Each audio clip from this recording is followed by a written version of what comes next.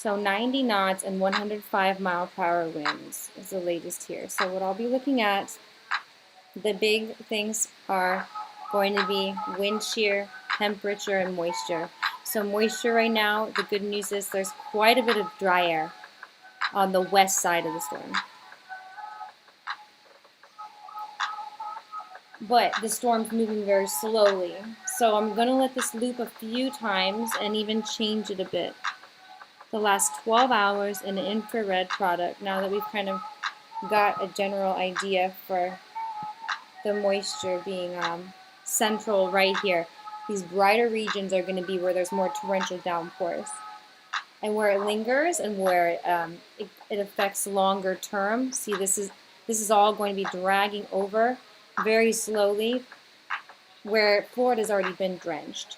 So as Sally originated, that was near Tampa. And rains were already going up into this portion of Florida near the Atlantic coast. So they're going to be getting a double dipping here of the moisture and the rain. That's why we're going to be seeing extra flooding. There's even some surge pushing up right along these coastlines here, and that's going to get doubled up with some of these stronger, higher cloud tops where there's more rain. And wind-wise, gusts were coming in 95 mile/hour on this product here. This is a model, so it's not necessarily 100% accurate, but it's very close to what was being shown with the National Hurricane Center and every other detail that I could find. So wind gusts could, yes, be right around 100 miles per hour. That's going to be enough to knock down some tree limbs, do damage to rooftops, break off signs on the roadway. So plenty of damage can be going on here all the way across the coastline of Alabama, even into parts of Mississippi, and as far as Destin. Panama City, even with some of those more rogue wind gusts. But really we're looking at a stretch from Mobile to Pensacola and Foley with that landfall, the interior eye wall winds. So I do have something open here to dig into the radar. And what we're looking at is a composite. So normally on my phone, I like to share the composite radars for places like here in the Caribbean, where in Hispaniola, where it's very hard to find these kind of products. As you see, there's gaps. And where the black spots are here on the West Coast, we just don't have these systems. These NextRad radar satellites are not there sending out signals to get anything back. So I'm going to loop through this composite. It just puts things together with satellite products as well in order to fill in those gaps. So we can see the landfall here, and this is Foley that it's coming up on right now. And these red bands here, they're the most intense rainfall. So that's training right over where I have a home, where a lot of my friends are, where I was living during my days in college for meteorology. So I'll go ahead, now that we know the general direction has been north and it's going to be heading with more of a northeastern component pretty soon here, and really slow. So besides the moisture that we know is going to be here, we have the temperatures from the water. It has continued to be warm, which helped it bump back up to Category 2 strength before making landfall. And other than that, we have wind shear that did not play a role in guiding this storm, and it's not going to yet, not for a little while. We have some differences in the temperatures here that also have to do with different wind directions. You can see these little lines are moving a little bit different direction over there, far to the north. So eventually the storm is going to be moving into different directions. But for now, I'm going to play out the model here with the wind gust forecast up here, and play out for the next 24 hours to get an idea of probable storm motion.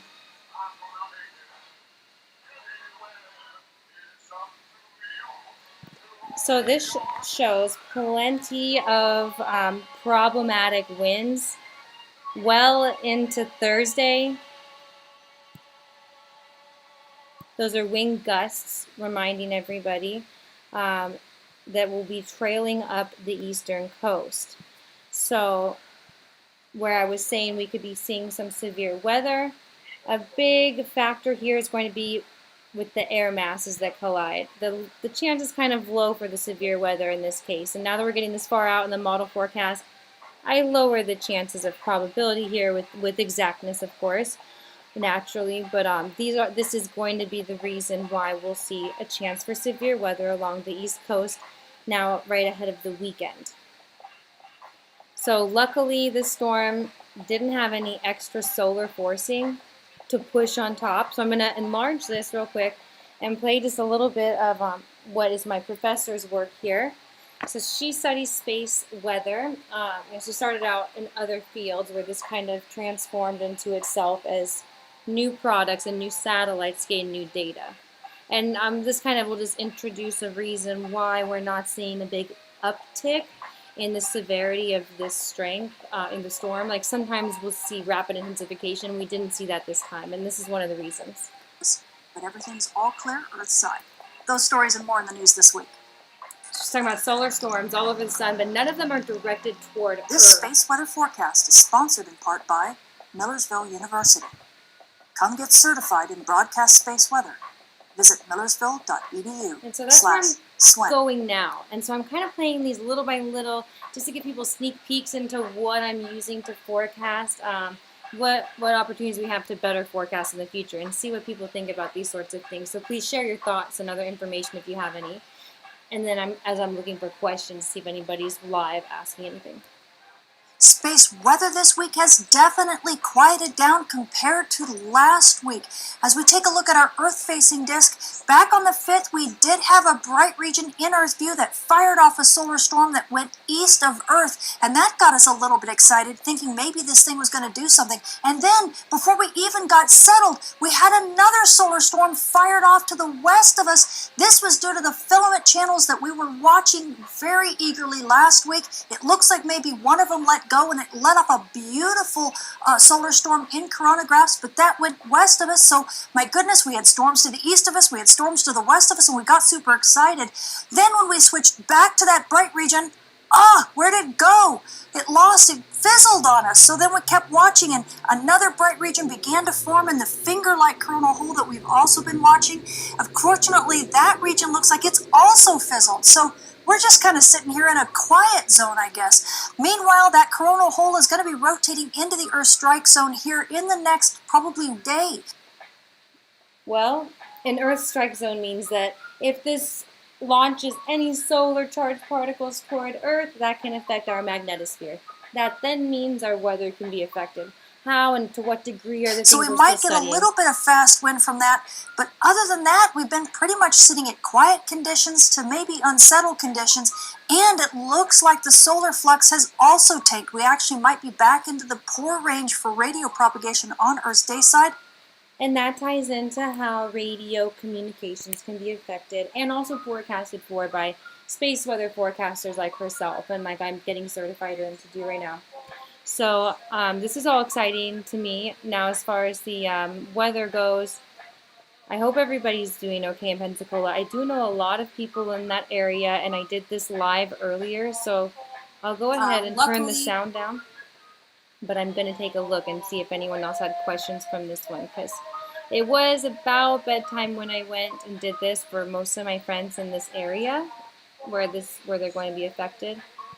And so I think I answered everything they had. So this will probably wrap up what I'm doing here, since I'm kind of new to doing this on YouTube. I'd like to start hosting all my lives on YouTube instead of Facebook and then sharing it here. So thanks for joining me, and feel free to add anything else in the comments if you have questions about anything with how the surge is going to be, the wind speed, so because we're going to be having damaging gusts everywhere within this purple zone through Thursday, and then things will be trailing up off the East Coast with severe weather threats. Fairly minimal, but they are there, so do heed the warnings. Please sleep safely, everybody in this area, everyone affected by Sally. I feel like we're going to be having a Category 1 landfall. And in order to check some of those products, I want to do a little bit of digging around here too and see first before I leave if I can determine just exactly how strong this should be right now, since we are at landfall now. How strong Sally will be, and then the others are not going to be affecting land just yet. So this is the National Hurricane Center. They have tons of new products. I'm going to double click on here and see what they have up for Sally particularly.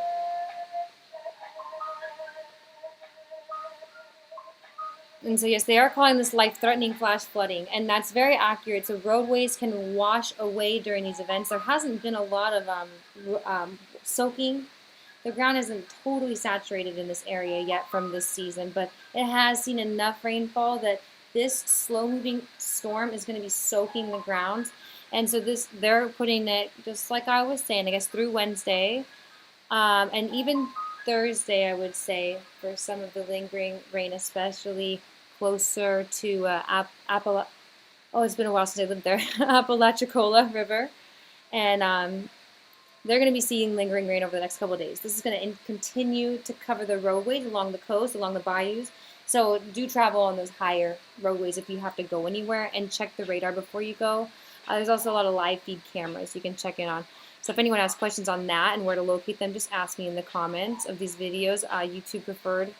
The life-threatening storm surge is expected along portions of the coastline of Alabama to western Florida Panhandle, including Mobile Bay. So those are the bayous all the way westward, where flooding is going to be more likely and more problematic. Hurricane conditions are expected this morning and then continue into the afternoon with portions of the hurricane warning area along Mississippi and Alabama coastlines and the western Florida Panhandle. So lingering winds will be Panama City, a little bit longer than Alabama. So to expect that as the storm moves northeast to be affecting the Panhandle even longer than it bothers Alabama, even though Alabama is taking the brunt force of the stronger wind speeds here, right at Foley right now. So I'll go ahead and find another product I can zoom in on at that, just because I am curious to see exactly where it is, even if no one else has questions just yet. I know a lot of people in these areas too already have their favorite forecasters they watch, so if they're looking, they're already plugged in. I was interning in Mobile a few years ago, and I got to experience a lot of these storms, and while I was in school, finally got to understand the microphysics and the feelings with these hurricanes and tropical storms.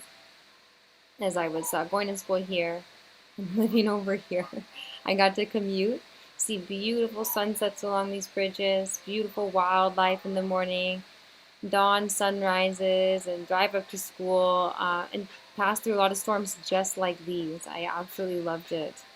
And being a meteorologist, or at least in school then, I was able to stay on the safer side of these batches. So I'd like to get into details about how I can teach you, if you are wanting to drive or you're even wanting to see certain things, how to do that safely, and always have your 10 outs, like is what I like to call it. Some checks and balances. So because right now Foley is going to be getting the strongest winds here.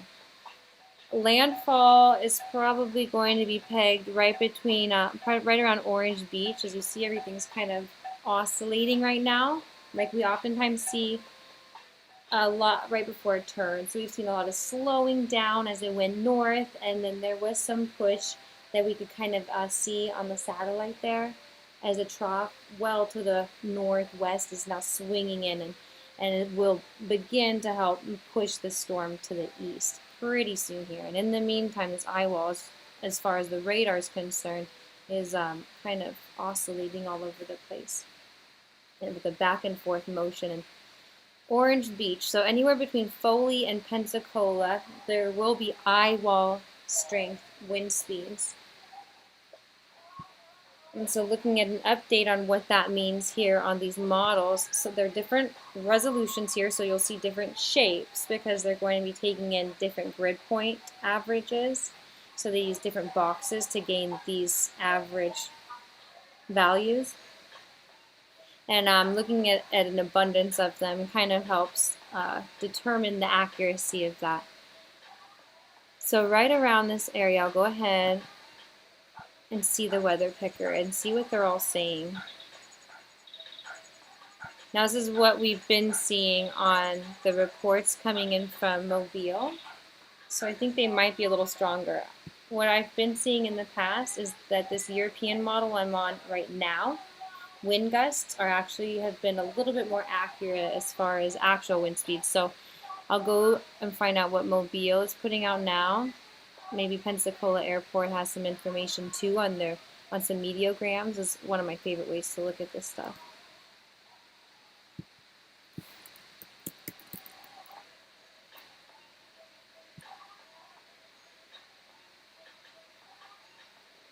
So let's see, I had already recently been looking at Mobile. And gusts finally did go up quite a bit. So last I looked, we were looking at gusts around 50 miles per hour. And now we're seeing gusts closer to 60 and 70 miles per hour. The sustained wind speeds on these barbs show that the strongest was 40 miles per hour, or excuse me, 40 knots per hour. That'll be about 45 miles per hour for sustained winds, and that's Mobile. That's a little bit outside of that strongest area. So Pensacola is another spot that I can look up here. That's not quite the one I want. So this is it. I just love this website. This is a college, Plymouth State, that put this together for their meteorology department, and each college pretty much has one of these websites for students to find the information that those places want. Oopsies, looks like we had a problem. So this is bummer. This is Pensacola, and yep, their station is knocked out. I had been wondering. I did not expect that to already have happened hours ago. It's 0. So this looks like 8 hours ago. 7 hours ago, they lost service at the Pensacola station, which is a little unusual to me considering this wind speed. So they could have seen a crazy gust. I'll get more information on why, but they had already had plenty of rain here. So it was torrential downpours at the time, over 2 inches. Let's see, plus some more. So inches and inches are falling. Don't be surprised to see a foot of rain in these areas. And that's why we're going to be seeing feet of rain. So unfortunately, some of these winds where we were seeing the lower values in Mobile, let's compare them now that we saw that real report on the meteogram. Yes, about 65 miles an hour.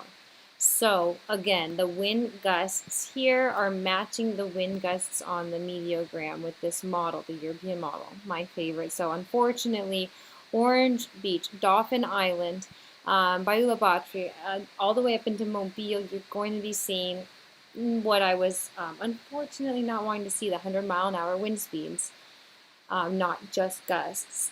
So then as gusts, we can see those in that whole range here that's going to be purple and even maybe into the pink. Any of these cities in this zone, I would be forewarning 100-mile-per-hour wind gusts and sustained wind speeds of up to 100 miles an hour where this light blue region is.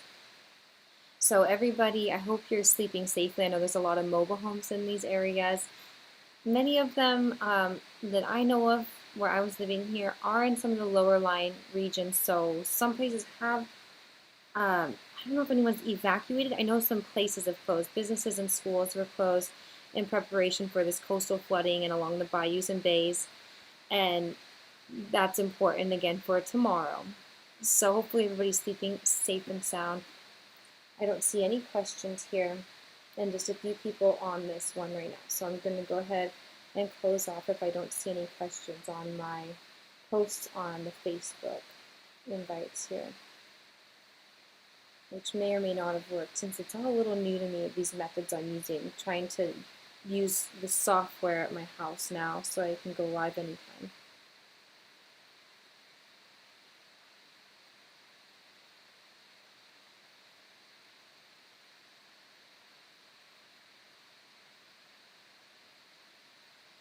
Okay, so that'll be it.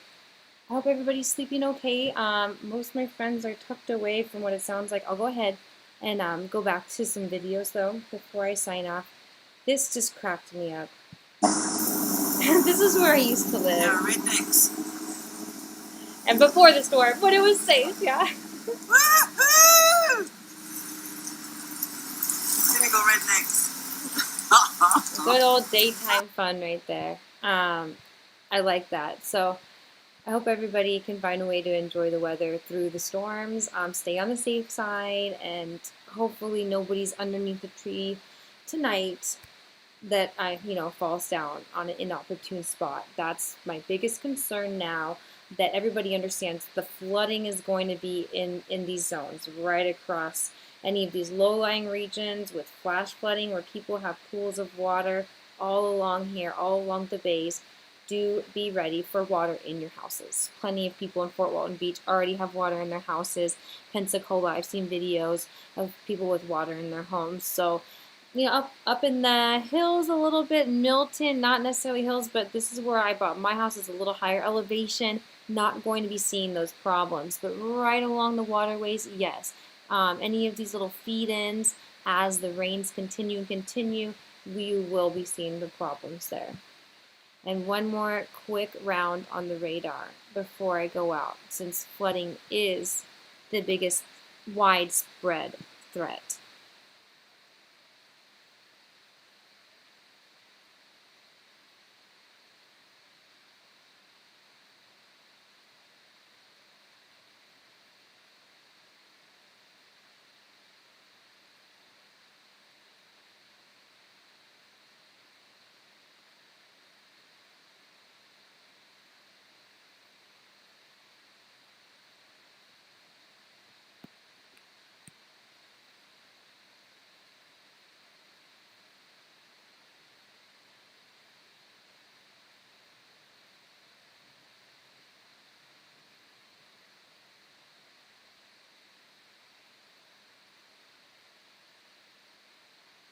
Yeah, this to me looks like another day of extremely heavy rains for the panhandle of Florida this half. And then even after that, going into Thursday and Friday, continued rains, even kind of moving a little bit more to the east here.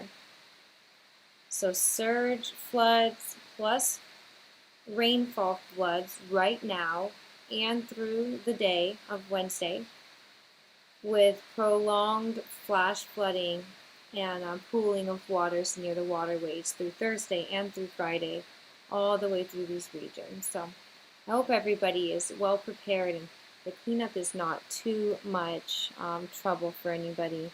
Luckily, this is nothing like what we saw a couple weeks ago with Laura.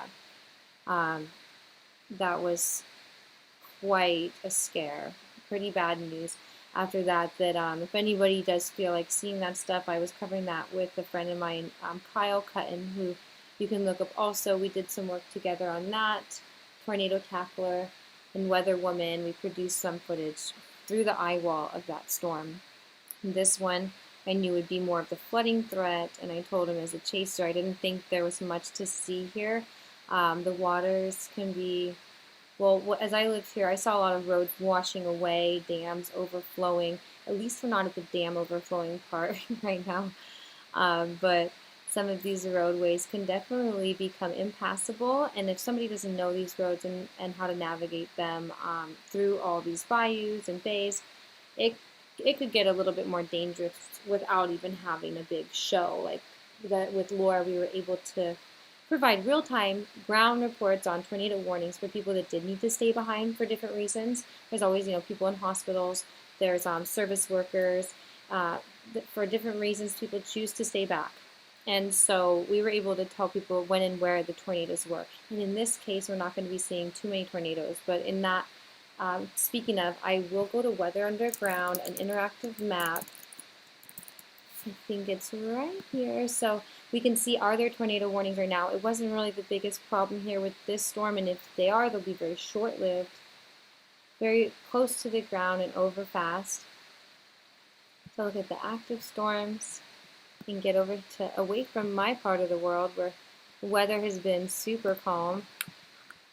So I'm over here getting my fix off of all around the world while I'm studying solar effects on these storms. Taking a more global approach. So yes, still category 2.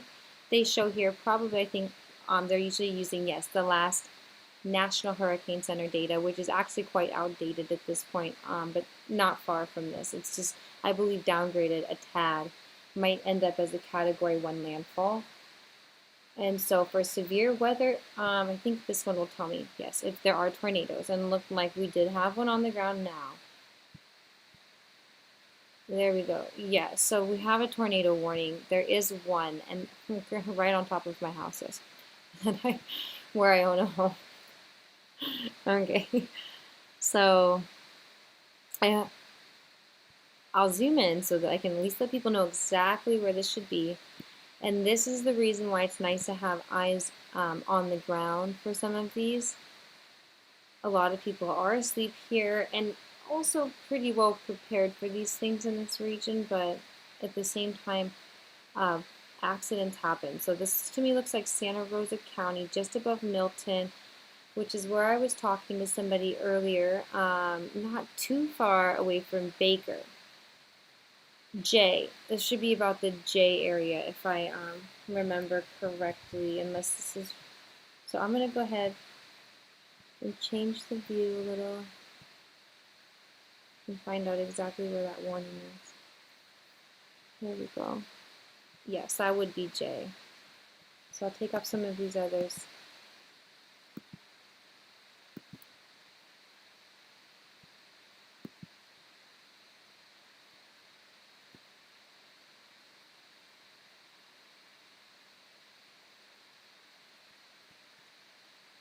Well, maybe it's gone. Wouldn't that be nice? If I back out, is it going to come back? So it's gone. Yeah, that is actually, that was a tornado warning right on top of where I own a home, on top of J and Milton. So hopefully everybody is okay in that area. Let me know how things are. I have plenty of videos of horror stories from the tornadoes all around this region. Really, really, really sad footage. Just what F1s and F2s, F3s can do. Can take down complete homes in these areas, leaving just, it was amazing. There were no deaths in these storms that I saw, and I went and helped people clean up. This was just some years ago when I was in college. We had a couple tornadoes here, a tornado here at the same time, the same storm, and the videos I got are wild. Maybe I'll end up sharing them someday in a video. But I always end up messing those screens up. So that's some sad news there. I'm gonna go ahead and sign off. I'm running through all these to make sure I didn't forget anything. Landfall happening right now. Orange Beach, Alabama, affecting as far as Pensacola with the eye wall. So yes, looks like we covered everything. Cat 2 was the last National Hurricane Center update. I believe Cat 1, landfall, might end up being what's logged. If not, it'll be a low-end Category 2 landfall, right around Orange Beach, which is just between Foley and Pensacola.